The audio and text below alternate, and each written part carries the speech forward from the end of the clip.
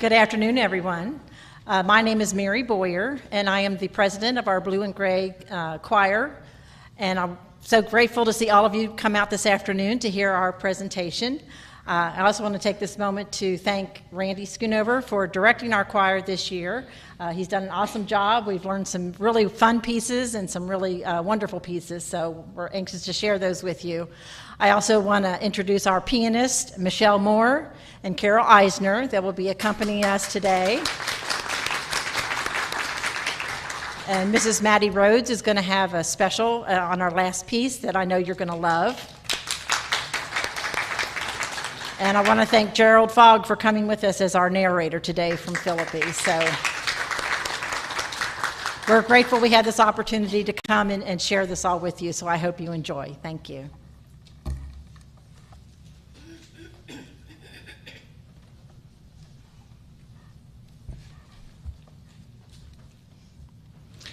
Well, welcome, ladies and gentlemen, to this afternoon's concert of the Blue and Gray Reunion Community Choir.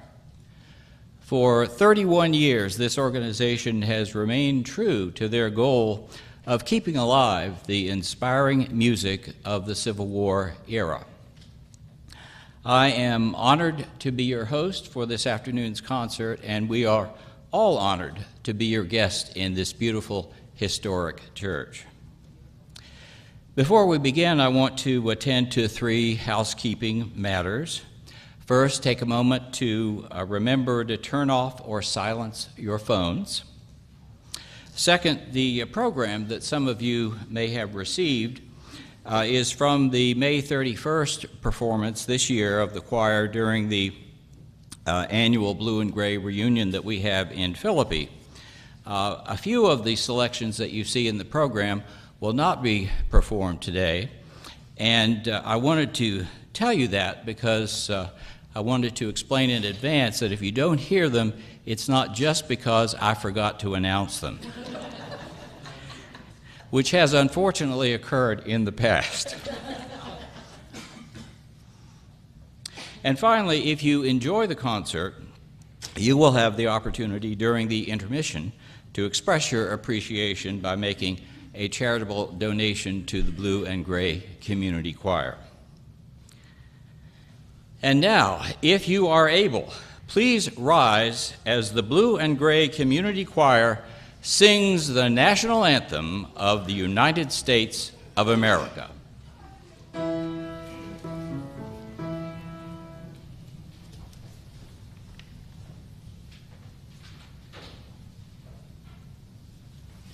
Oh, say, can you see by the dawn's early light what so proudly we hailed at the twilight's last gleaming, whose broad stripes and bright stars through the perilous fight o'er the ramparts we watched were so gallantly streaming, and the rocket's red glare, the bombs bursting in air, gave proof through the night that our flag was still there. Oh, say, does that star-spangled banner yet wave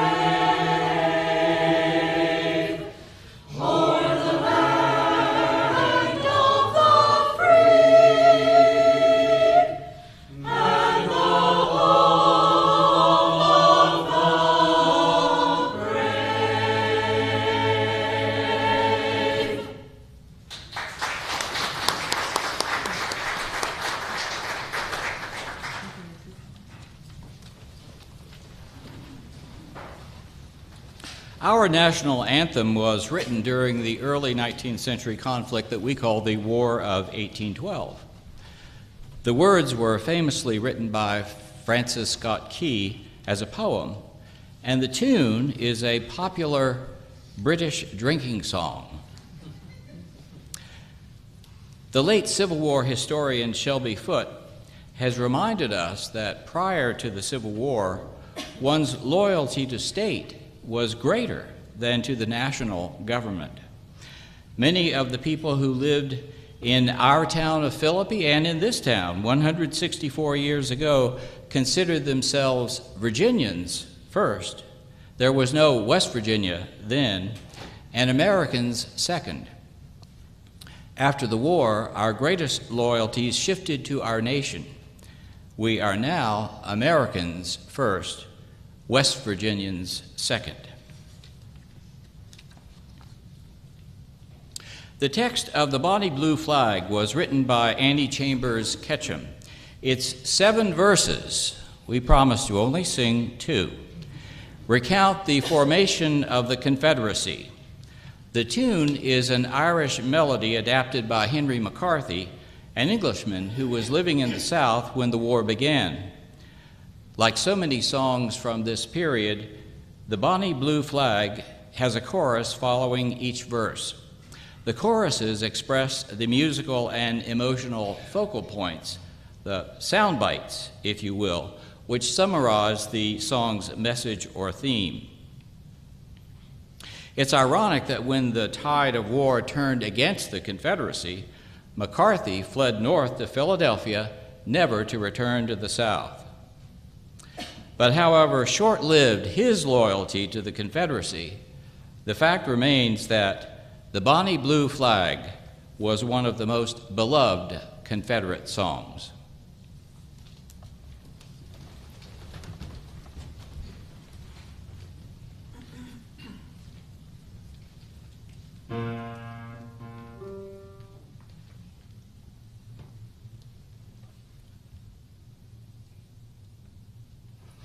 We are a band of brothers and native to the soil, fighting for our liberty with treasure, blood, and toil. And when our rights were threatened, the cry rose near and far, hurrah for the Bonnie Blue Flag that bears a single star. Hurrah, hurrah, for Southern rights, hurrah, hurrah for the Bonnie Blue Flag that bears a single star. As long as the Union was faithful to her trust, like friends and like brethren, kind were we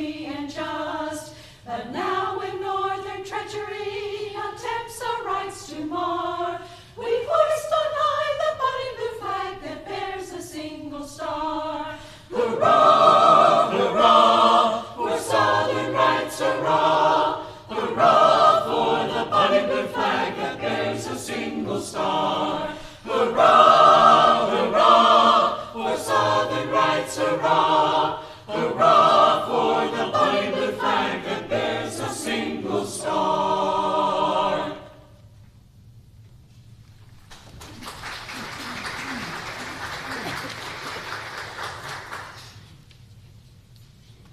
Marching Through Georgia by Henry C. Worth is an example of a Union patriotic song.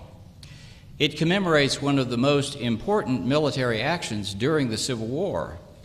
In the fall of 1864, Union troops under General William Tecumseh Sherman defeated the Confederate defenders of Atlanta, Georgia. This victory assured the re-election of Abraham Lincoln, which had been very much in doubt. After conquering Atlanta, Sherman's army began its famous march to the sea towards Savannah, cutting a swath of devastation across the state of Georgia, splitting the Confederacy in two and leaving a legacy of bitterness among many white Southerners who suffered great privation in the aftermath of Sherman's destructive march. Many black Southerners, however, rejoiced. For them, Sherman's army brought the year of Jubilee promised in the Bible, when liberty would be proclaimed throughout the land to all the inhabitants thereof, and slaves were to be freed. Listen to the chorus. We bring the Jubilee. We bring the flag that makes you free. Marching Through Georgia.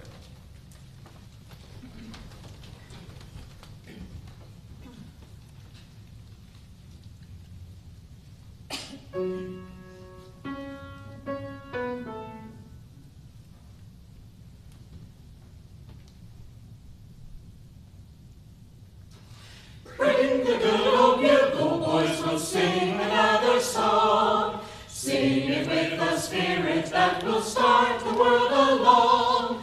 Sing it as we used to sing it, 50,000 strong, while we were marching through Georgia. Hurrah, hurrah, we bring the Jubilee. Hurrah, hurrah, the flag that makes you free. So we sang the chorus from Atlanta to the sea, while we were marching through Georgia. Yes, and there were Union men who wept with joyful tears when they saw the honored flag they had not seen for years. Hardly could they be restrained from breaking forth in cheers while we were marching through Georgia. Hurrah, hurrah, we bring the Jubilee. Hurrah, hurrah, the flag that makes you free. So we sang the chorus from Atlanta to the sea, while we were marching through Georgia. So we made a thoroughfare for freedom and her train, 60 miles in latitude, 300 to the main. Treason fled before us, for resistance was in vain, while we were marching through Georgia.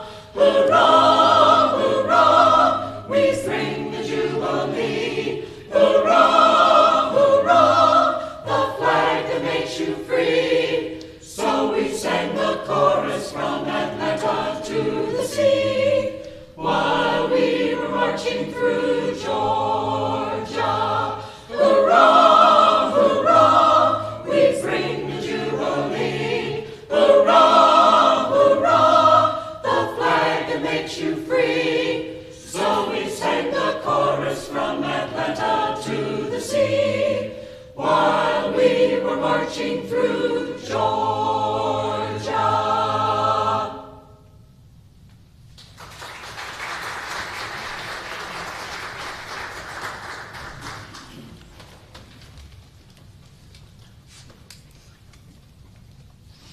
George Frederick Root was a Chicago-based composer-publisher who produced a great quantity of music during the Civil War. Both the nature and quantity of his output demonstrate his ability to reach a large audience. For a publisher, of course, this means commercial success. If the Civil War era had had a top 40 list, many of Root's works would have been at or near the top of the duration. Published in 1862, our next piece, Root's The Battle Cry of Freedom, was one of the most popular Union songs. You'll understand when you hear the chorus of this piece. Ironically, it was one of the few patriotic songs of the time for which both the words and the music were newly composed. Most other famous songs, like the Bonnie Blue Flag for the Confederacy and the Battle Hymn of the Republic for the Union, set new words to already familiar tunes. The Battle Cry of Freedom.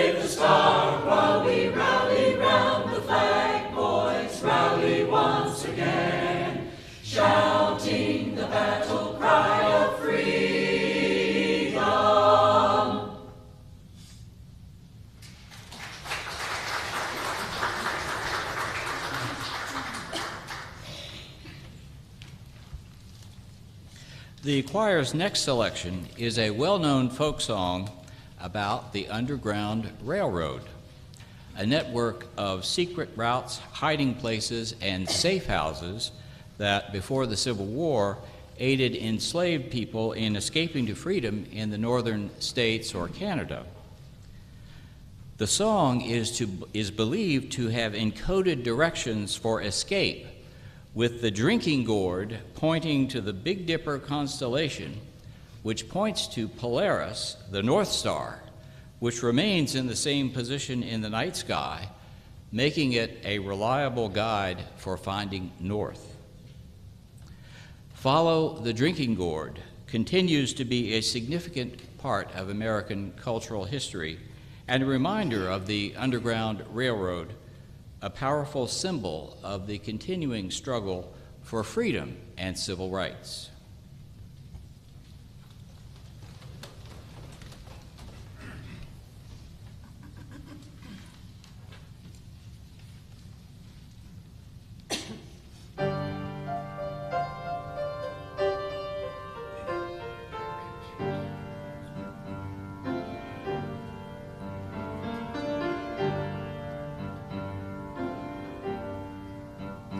When the sun goes back and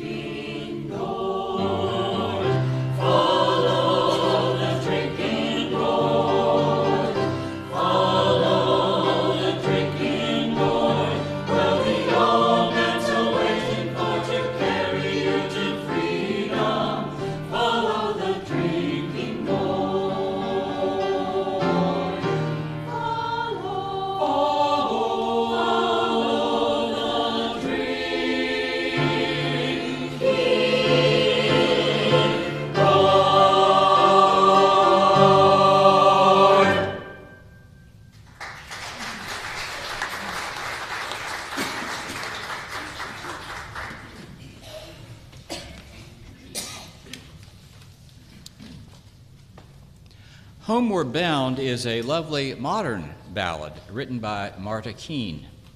She describes the intentions behind this hauntingly beautiful work as finding your true calling in life, knowing that those who love you trust that you will return. She stated, "I wrote this song for a loved one who was embarking upon a new phase of life's journey to express the soul's yearning to grow and change."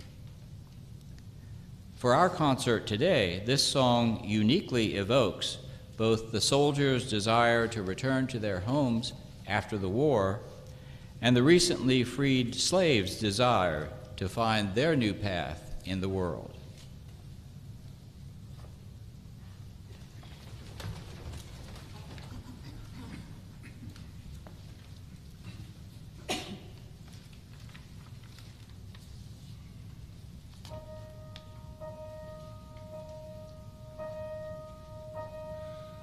In the quiet, misty morning, when the moon has gone to bed, when the sparrows stop their singing, and the sky is clear and red, when the summer ceased its gleaming, when the corn is past its prime,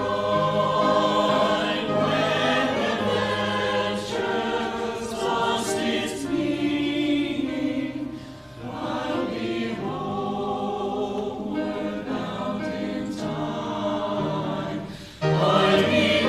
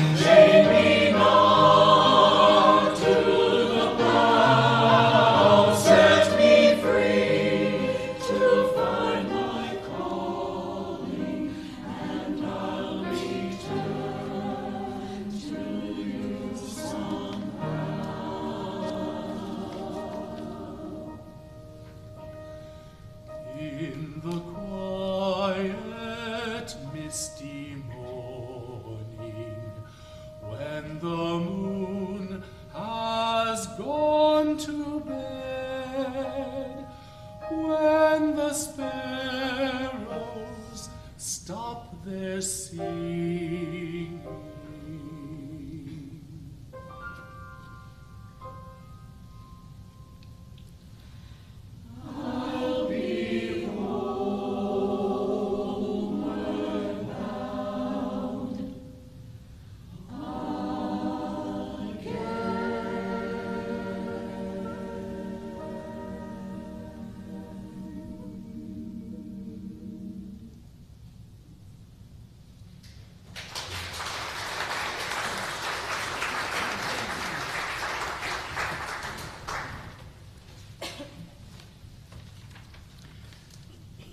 Perhaps the most famous piece ever to emerge from the Civil War is the Battle Hymn of the Republic. In 1861, during the first year of the war, Julia Ward Howe heard a group of Union soldiers boisterously singing John Brown's Body. Mrs. Howe was inspired and within a day composed her poem, which combines the abolitionist content of John Brown's Body with more general Christian references. The poem was published in the Atlantic Monthly in February of 1862, and the happy marriage between the music and the inspirational words, full of apocalyptic Christianity and military imagery, quickly made the battle hymn a theme song for the Union cause. Unlike so many other Civil War songs, its popularity did not wane after the war. Today, this song remains a favorite patriotic song. Following this piece, the choir will take a brief break, and you will have the opportunity, if you choose, to help the tradition of the Blue and Gray Community Choir continue for years to come through your generous contribution.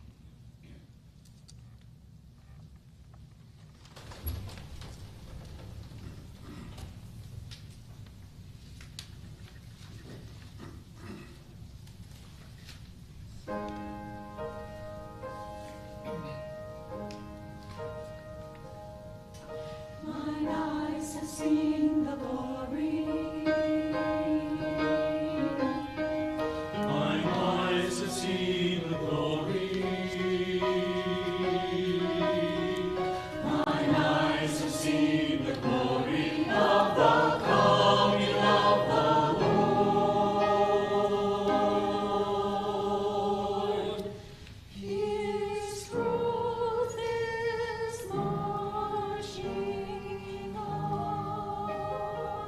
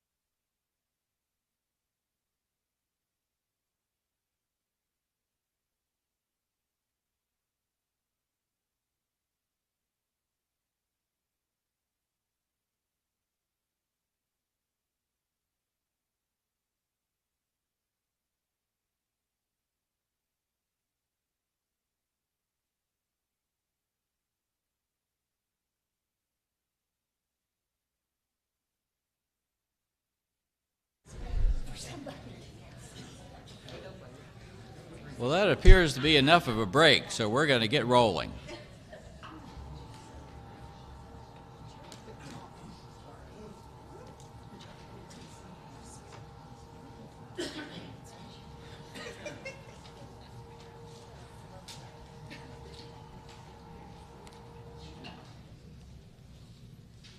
Ready? Gwine to Run All Night, first published in 1850, is a folk song by American romantic composer Stephen Foster for minstrel shows, is now popularly known as Camptown Races. The lyrics, originally written in an imperfect English vernacular, mention Camptown, Pennsylvania, a location traveled to by Mr. Foster, and refer to a group of transients who bet on horses to try to make some money. Being that betting on horses was considered immoral in many circles, among the Camptown ladies who sing this song, there may have been at least one or two shady ladies.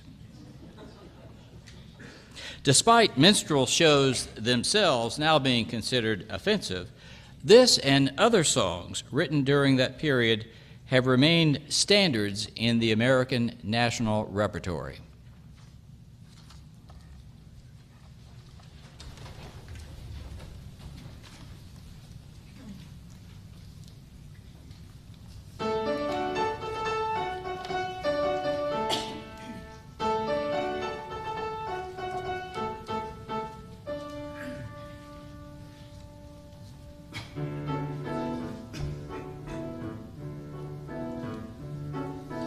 Camptown ladies sing this song, doo-dah, doo-dah.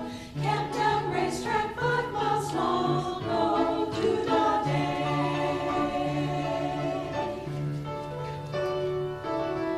Came down here with my hat caved in, doo-dah, doo-dah. Go back home with a pocket full of tin, oh, doo-dah day. Gone to run all night, going to run all day. Bet my money on a bobtail nag. Somebody bet on the bay. Somebody bet on the bay. See them fly on the 10-mile heat. Doo-dah, doo-dah, doo-dah. Round that racetrack then repeat. Oh, doo-dah day. Long-tailed filly on a big black horse. Doo-dah, doo-dah, doo-dah. Fly that track and then cut across. Oh, doo-dah day. Going to run all night, going to run all day. Bet my money on a bobtail nag.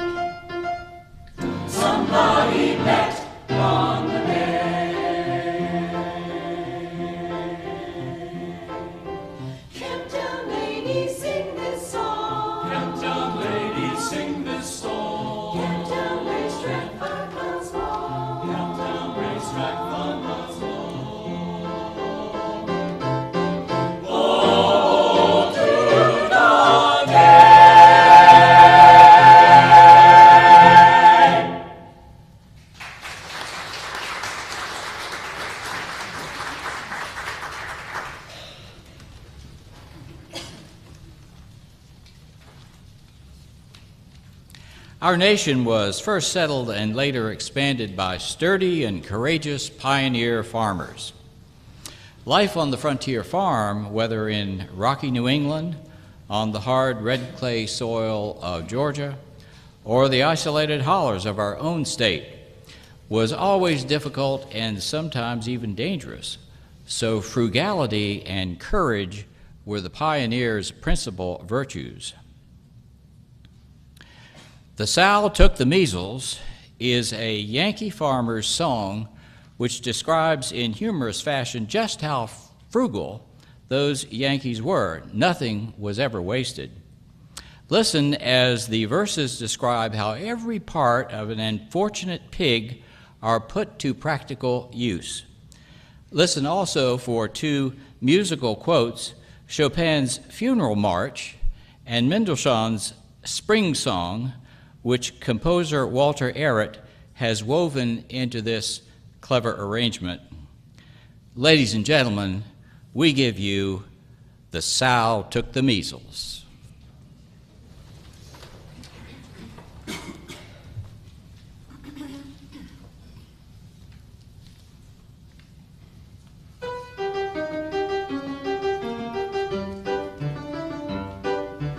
When I was young, I bought me a cow, a couple of chickens and a little black sow. Chickens or ducks or any such thing. The sow took the measles and she died in the spring. Yes, she did. Yes, she died in the spring. What do you think I made of her hide? The very best saddle that you ever did buy.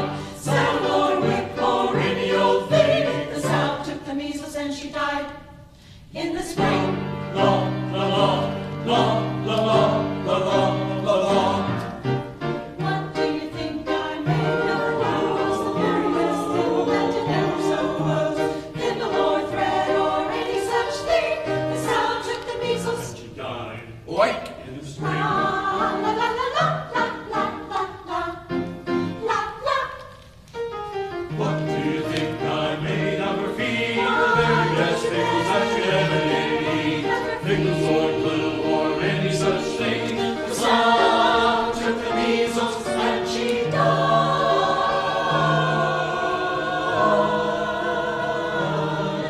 She died.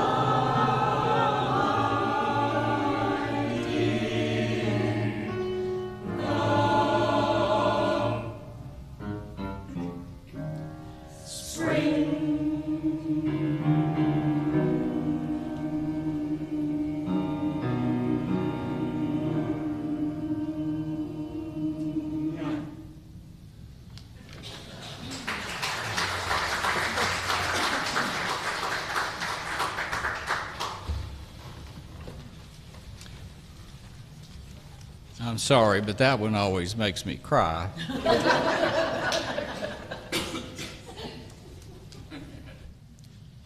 For centuries, the Bible was a major source of inspiration and symbolism for African American spirituals.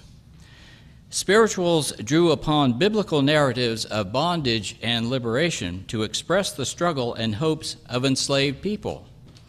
The phrase, "Ain't no rock gonna shout for me," based on a passage from the 13th chapter of Luke, is a powerful declaration of personal commitment to faith and worship, emphasizing individual responsibility and active participation.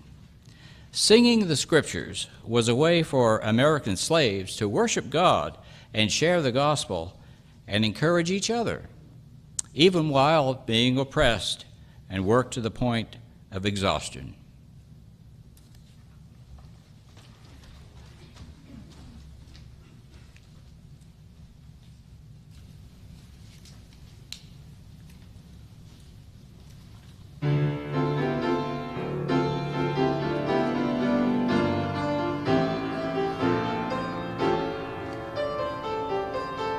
Here comes the Lord riding on a donkey with people waving branches and calling him king. Here comes the Lord riding through Jerusalem. If the people don't shout, the rocks will cry out.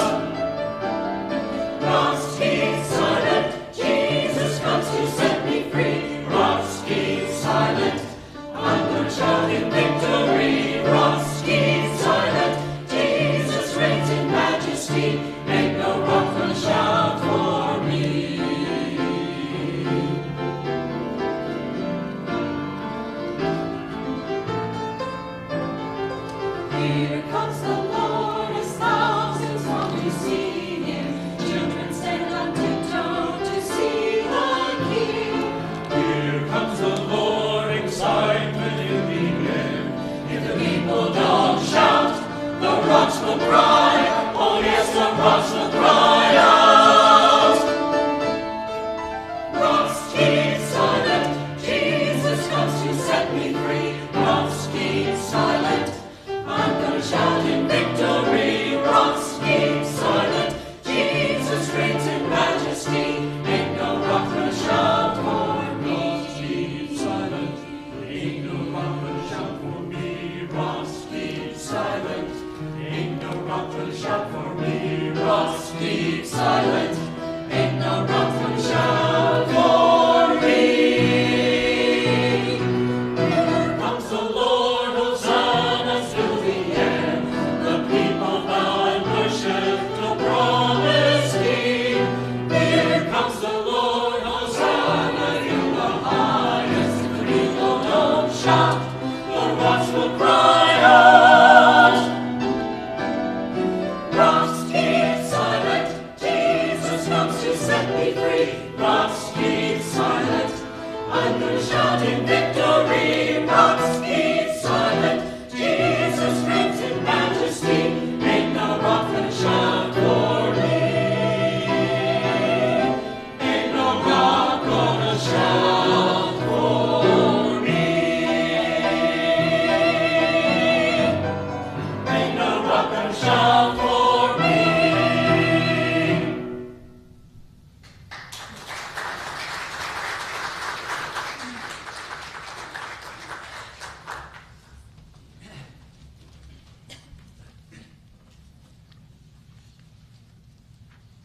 Before the choir's last song, all of us who are with you today wish to thank you for your attendance.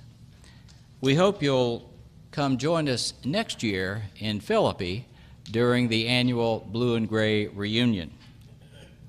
And if you like to sing, we invite you to join in the fun. We have people here that drive as far as Charleston, West Virginia to participate in this choir. So it's not too far away. Before, during, and since the Civil War, music has had the ability to bring diverse people together.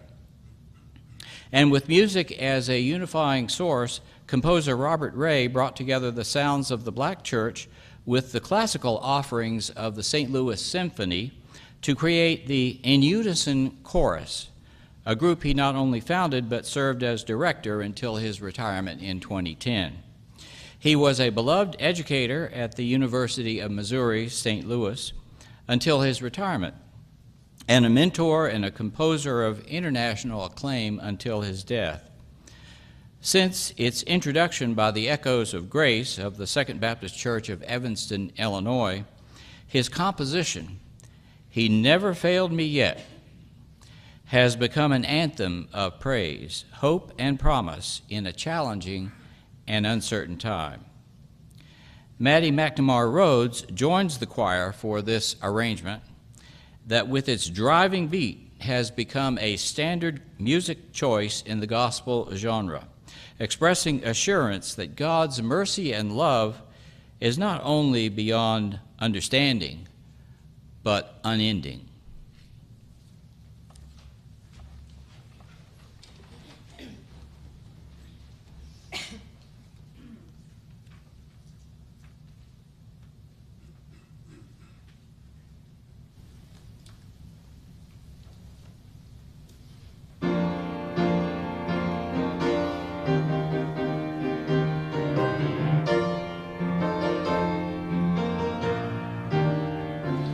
I will sing of God's mercy. Every day, every hour, He gives me power. I will sing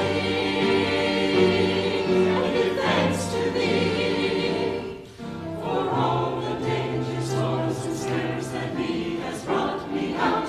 He is my God, and I'll serve Him.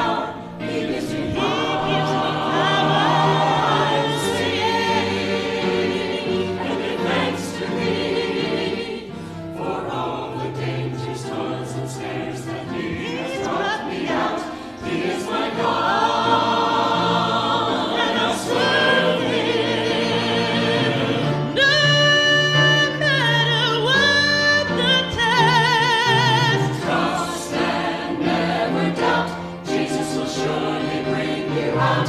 He never failed me yet. I will sing of God's mercy every day, every hour. He gives me power.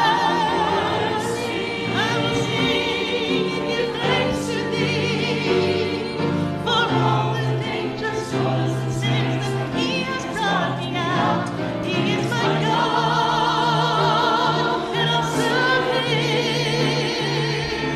No matter what the test, trust and never doubt. Jesus will surely bring you out. He'll never fail me yet. Did my God deliver Moses from King Pharaoh?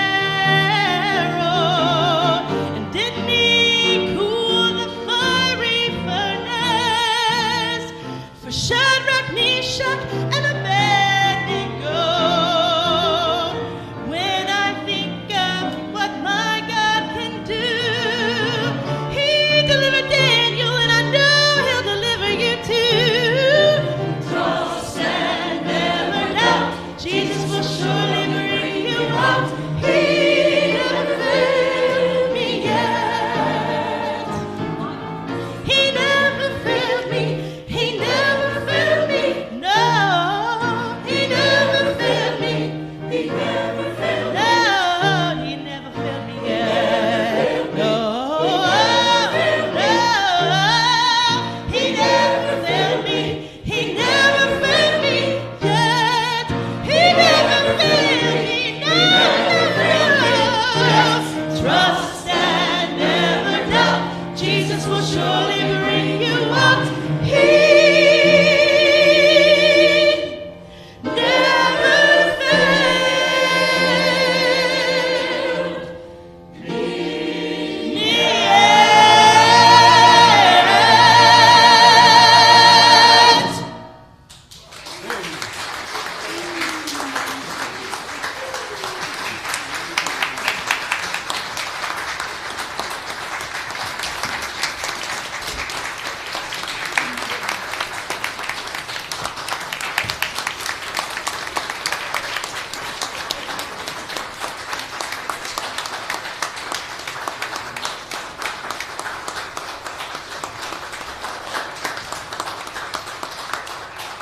Thank you for joining us for Father's Day.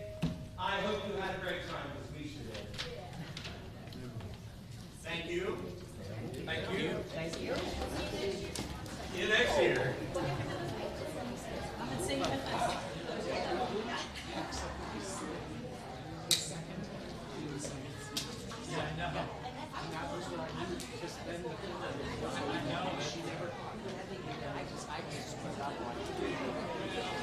Well, we ended the first one.